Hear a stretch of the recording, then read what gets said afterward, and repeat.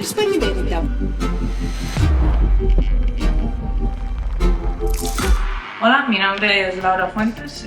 Actualmente soy postdoctorando en la Universidad Rovira i Virgili y hice el doctorado en Ciencia de los Materiales. Mi palabra clave es la electroquímica, que es a lo que me dedico, y la electroquímica básicamente es la ciencia que estudia la relación entre la química y la electricidad. Por ejemplo, si alguna vez os habéis preguntado por qué funcionan los móviles con una batería o, por ejemplo, cómo podemos producir reacciones químicas a través de la electricidad, la electroquímica es la respuesta. Lo que hacemos normalmente es coger materiales que son conductores, es decir, que pueden mover los electrones, que son partículas muy pequeñas y producen electricidad.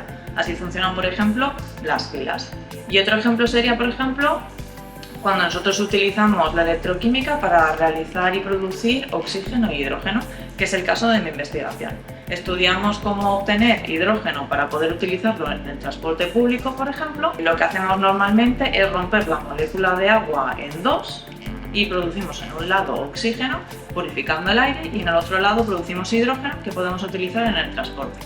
Lo que hacemos es pasar electricidad y entonces formamos aquí hidrógeno, rompiendo la molécula del agua, y en el otro lado hacemos oxígeno, porque todas las reacciones tienen que tener una reacción por donde pasamos la electricidad y otra reacción donde drenamos la electricidad.